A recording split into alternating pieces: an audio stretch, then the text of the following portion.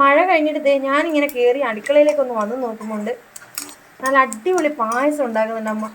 പക്ഷെ സാധനങ്ങളൊന്നും അടുത്ത് വെച്ചിട്ട് കാണുന്നുമില്ല. ഇത് എന്തിന്റെ പായസം എന്നുള്ളത് അമ്മയോട് തന്നെ ചോദിച്ചു നോക്കാം. അമ്മേ, ഇതെന്താ ഈ പായസം ഉണ്ടാക്കുന്ന അമ്മ? ഒന്നും പറഞ്ഞു കേട്ടിട്ടില്ലല്ലോ ഇന്ന്. അതുണ്ടല്ലോ, അച്ഛൻ ഒരു ചക്ക കൊണ്ടുവന്നെ പുഴുങ്ങാൻ വേണ്ടിയിട്ട്.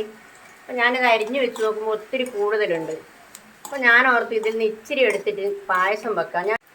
ഞാൻ ഒരിടത്ത് പോയപ്പം പായസം കുടിച്ചു. അപ്പോൾ അവരെന്നോട് ചോദിച്ചു ഇതെന്നാന്ന് പറയാൻ പറ്റുമോ എന്ന് ചോദിച്ചു. എനിക്ക് മനസ്സിലായില്ല. അവരെന്നോട് പറഞ്ഞു ഇത് പച്ചച്ചക്ക വെച്ച പായസമാണെന്ന് പറഞ്ഞു. അപ്പോൾ എനിക്കത് കുടിച്ചപ്പോൾ നല്ല ടേസ്റ്റ് തോന്നി. എനിക്ക് തോന്നി നിങ്ങൾക്കും കൂടി ഒന്ന് വെച്ച് തരാമെന്ന്. ഒന്ന് ട്രൈ ചെയ്ത് നോക്കുന്നതാണ്. പക്ഷേങ്കിൽ ഇന്നലെ ഞാൻ കുടിച്ചപ്പോൾ എനിക്ക് നല്ല രുചി തോന്നി. അതുകൊണ്ട് ഞാൻ വെക്കുന്നതാണ്. ഇങ്ങനെ വെച്ചേന്നും കൂടെ നമ്മൾ പറഞ്ഞതാ അമ്മ. അരിഞ്ഞ ചക്ക ഞാൻ കുറച്ച് എടുത്തിട്ട് കുക്കറിലിട്ടിട്ട് ഒരു 3 വിസിൽ വരുന്നവരെ വേവിച്ചെടുത്തു.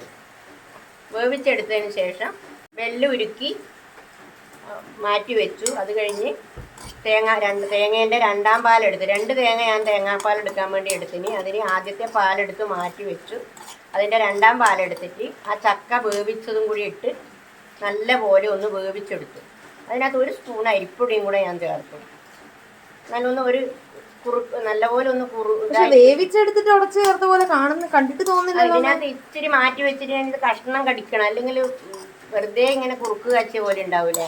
അതുകൊണ്ട് ഞാൻ കുറച്ച് മാറ്റി വെച്ച് അതിനകത്ത് ഇടക്കിടക്ക് ഓരോ കഷ്ണങ്ങൾ കടിച്ചാൽ നല്ല ഒരു അടപ്പായസത്തിൻ്റെ ഒരു ടേസ്റ്റും കൂടെ ഇതിനകത്ത് കിട്ടും. അപ്പം ഇതെല്ലാം കൂടി നല്ല പോലെ ഒന്ന് കുറുകി വരുമ്പോൾ, ചുരുക്കി പറഞ്ഞാൽ ഈ നമ്മൾ ഈ ചക്ക അരച്ചതും അരച്ചത് ഈ പാനിക്കകത്തോട്ട് ഇട്ടിട്ട് ഈ പാലും അങ്ങ് ഒഴിച്ചു അല്ലേ? നമ്മുടെ പ്രഥമൻ ഉണ്ടാക്കുന്ന പോലെ നല്ല പോലെ കുറുകുന്നവരെ അതൊന്ന് നല്ല അത് തേങ്ങാപ്പാലിനകത്ത് ചക്ക നല്ല പോലെ വെന്ത് കഴിഞ്ഞാൽ മാത്രമേ ആ ഒരു ടേസ്റ്റ് വരുന്നുള്ളൂ. അപ്പം അത് അങ്ങനെ വെച്ച് വെല്ലം ഉരുക്കി ഒഴിച്ച് അത് കഴിഞ്ഞ് നല്ല കുറുകുന്നവരെ ഒന്ന് തിളച്ച് കുറുകുന്നവരെ വെച്ച്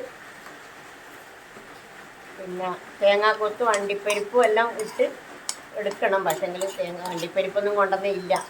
അപ്പോൾ ഉള്ളത് കൊണ്ട് വെച്ച് അഡ്ജസ്റ്റ് ചെയ്യൂ. ഇപ്പം നമ്മുടെ കയ്യിൽ തേങ്ങാക്കൊത്തേ ഉള്ളൂ. നമുക്ക് അണ്ടിപ്പരിപ്പ് മുന്തിരി ഒക്കെ ഇട്ടാൽ നല്ല അടിപൊളിയായിരിക്കും. എല്ലാവരും ഒന്ന് ട്രൈ ചെയ്ത് നോക്ക്. കുടിക്കാൻ നല്ല ടേസ്റ്റ് ഉണ്ട്. പക്ഷേങ്കിൽ എല്ലാ സാധനങ്ങളും ഉണ്ടെങ്കിലേ അതിൻ്റെ ഒത്തു കിട്ടുള്ളൂ. പക്ഷേങ്കിൽ ഉള്ള സാധനം കൊണ്ട് ഞാൻ വെച്ചതാണ്. ഇതില് പറയാൻ മറന്നുപോയതാണോ? അത് ഏലക്കയും ചുക്കുപൊടിയും എല്ലാം വേണം. ചുക്കുപൊടി ഇച്ചിരി ഉണ്ട്, അത് ഞാൻ ഇട്ടിട്ടുണ്ട്. പിന്നെ അത് ഞാൻ കാണിച്ചു. ചുക്കും ഏലക്കപ്പൊടിയും ഉണ്ടെങ്കിൽ അടിപൊളിയായിരിക്കും. അത് നമ്മൾ പ്രഥമൻ ചെയ്യുന്ന പോലെ പായസത്തിനെടുത്ത എല്ലാ സാധനങ്ങളും ഇതിലിടാം. പക്ഷെ നമുക്ക് ഇല്ല, പെട്ടെന്ന് വെക്കുന്നതുകൊണ്ട് നമ്മൾ അതിന് തയ്യാറെടുപ്പോടെ വെച്ചതല്ലല്ലോ പായസം വെക്കണം. അങ്ങനെ വെച്ചതുകൊണ്ട് ഉള്ളത് കൊണ്ട് വെച്ചു.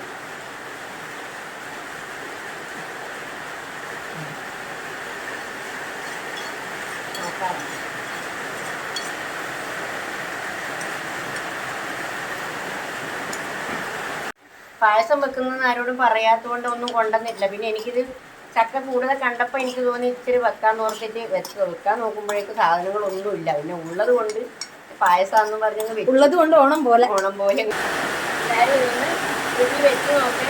വലിയ ചിലവില്ലാത്തൊരു കാര്യമാണ്. എന്നാൽ മഴക്കാലത്ത് കുട്ടികൾക്കെല്ലാം കുടിക്കാനൊക്കെ നല്ലതാണ്. ഹെൽത്തിയായ സാധനമാണ്. ഒന്നും ഇതിൽ വേണ്ടാത്ത ഒരു സാധനങ്ങൾ ഹെൽത്തിയായ സാധനം മാത്രമേ ഇട്ടുള്ളൂ. ചക്ക നല്ല സാധനമല്ലേ. അപ്പം ചക്ക കഴിക്കാത്ത കുട്ടികൾക്ക് ഇത് കൊടുത്താൽ നല്ലതാണ്. അവർ പായസം അങ്ങോട്ട് കുടിച്ചോളൂ.